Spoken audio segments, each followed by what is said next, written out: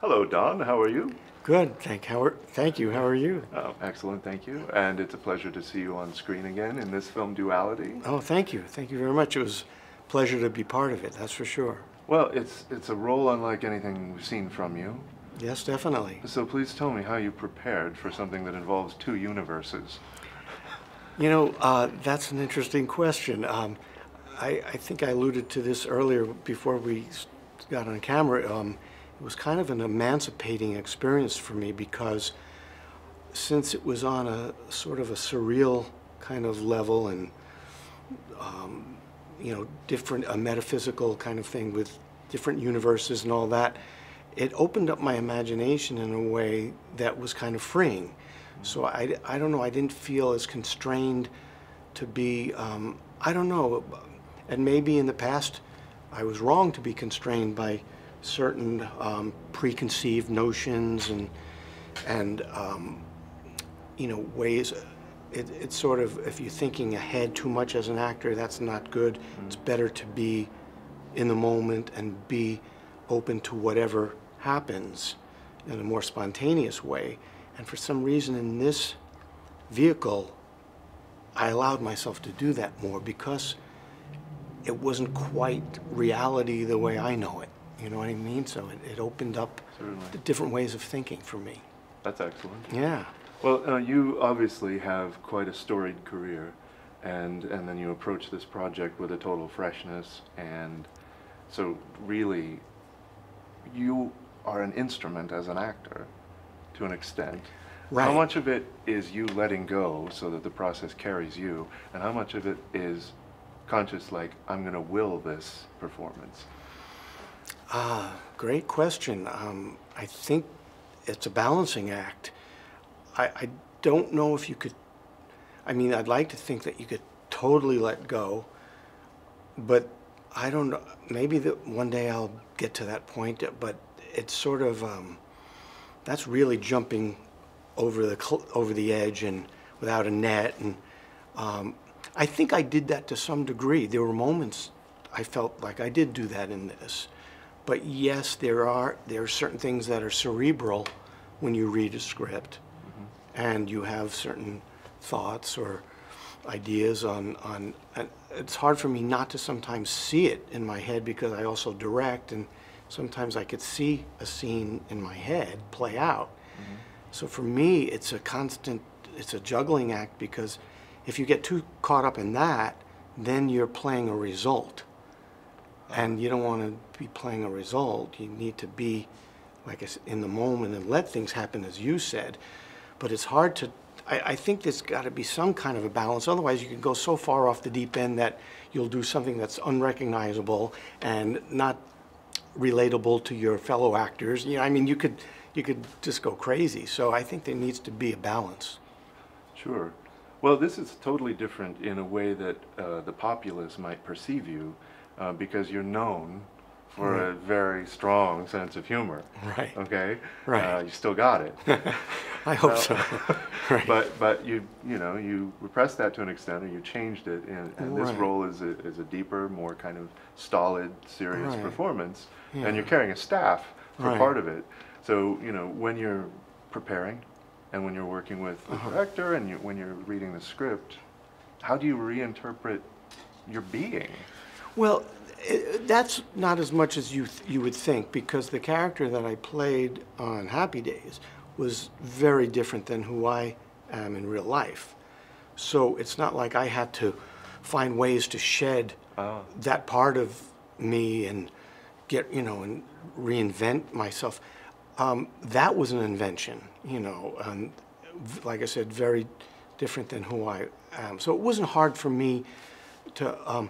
In my real life, I was always much more introspective than the character Ralph I played, and I was pretty shy and cerebral to the point of maybe being overly analytical, and so that was not a difficult thing. I think to the public they might think so, but elements of what I was doing in this was probably closer to who I am than what Ralph was. Well, that's exciting. Yeah, I mean, That's revolutionary. When Pemene and Emad and the others in the crew approached you and you were first sought for this, like, how did that connection come about? Oh, that was really interesting, just serendipitous, although Emad will say, you know, there are no accidents, and I'm starting to understand and believe that more and more.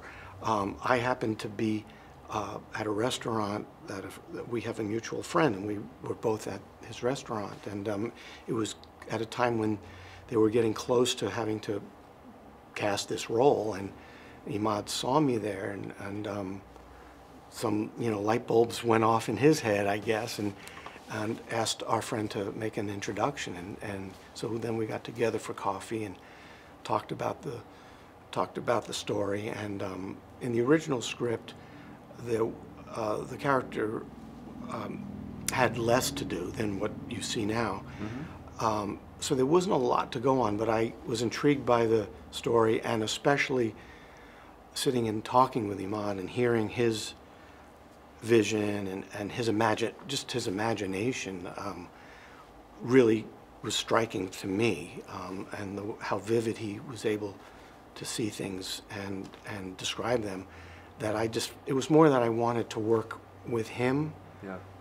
And then I just trusted that that there would be more to it than what I saw on the paper, and whatever it was, I was willing to go along on the journey. You know, it was more about that. Well, it shows too on screen. Oh, great. But could you summarize what it was like, say, one day on the set with Emad? Like, because you're an actor and a director as well, being directed. Yeah. So when did you find an epiphany with him that was something striking for you? There were several moments for me. I was really taken with, first of all, how he was so trusting about something greater than what I understood, and there was just this like I said, a trust and a willingness, as he said, to let things happen. And there were times when I was looking like the day is passing, the sun is going down, I know he doesn't have a lot of time, and he's got a ton of stuff to do, and he was as calm as can be, and wasn't worried, and everything just happened as it was supposed to happen, and it was amazing to me. He wanted me to have this staff, mm-hmm. you know, but there was no prop. We didn't have a prop person, and there was no staff there, and we were out in the middle of this canyon, and I'm going, where are we gonna get this? You know, it wasn't supposed to be a little stick. It needed to be a staff, and before we knew it, somebody in the crew, they spotted something on the hill. The guy climbed up on the hill and came down, and they broke this thing off, and all of a sudden there was my staff, and it was perfect. It wasn't okay. It was perfect. And somehow Emad knew that was gonna happen, and it did. And then they had another scene to do a little bit later, and I thought for sure they were gonna run out of light, but it wound up they shot it in the most perfect light imaginable, mm-hmm. and it was just amazing. And he knew what he wanted, and he trusted it was gonna happen, and it was gonna happen the way it was meant to happen. You know, it was a lesson. It was a real lesson for me. That's impressive. The organically sourced staff is going to stay with me. That's You don't usually hear that one. No, I don't think you do. I mean, it was a miracle. Well, we talked a little bit about music before we were officially on camera. Right. And this is a very poetic film. It's got a visual poetry to it. It's also got Moby's music in it, which is obviously pretty moving. But you have a musical background that goes back to your teens. Yes. So how do you balance the life that you have, because you're doing music again in a way that is new and classic, jazz standards, right, and so forth. How do you balance the acting part of your mind and the musical part, or are they the same mind? Oh wow, boy, you're asking good questions. That's a tough one. The music seems to come from a different place. That's the best way I can describe it. It's coming, it's a more, I don't know. I mean, if I like the music, you know, I mean, if it's music that I'm picking music that I like, and I'm really seeking out the right arrangements to that music, and then the right musicians, and when it's right, I'm in a different place. It takes over. It just completely takes me over, Yeah. and I get like high. I really get high, and that happens to me as an actor sometimes, but it's not as consistent. And I think it's because as a singer, you're more in control, because it's, you know, if you're up there on stage, you're controlling it much more. So as an actor, you're not as much in control. You're at the mercy of so many other variables, the other actors, the director, the crew, so many things. But when you're singing, it's like you take that stage, Yeah. and if the music is in you, then it's you own it, you know, and it's Literally like conducting it. yeah. So it's as an actor, you don't have that control and power. So there's a little bit of a power thing, I guess, to the music. Well, there's some gravitas that you bring, I guess, from your career, though. When you show up on the screen, there's a recognition, and I'm sure people will be glad to see you in Duality. Yeah. Yeah, I hope so. I think they'll I think they'll enjoy it, and to see, like you said, a totally different side of how they know me, but probably get to know more the real me. Well, that's wonderful, and Yeah. there'll be even more of you in the feature, presumably. Yes, indeed, there'll be more, a lot Good. more. I'm looking forward to that. Good. Well, congratulations on this project. Thank you so much. And on singing, which I look forward to hearing. Yeah, come down to Catalina's Jazz Club. And congratulations again on Duality.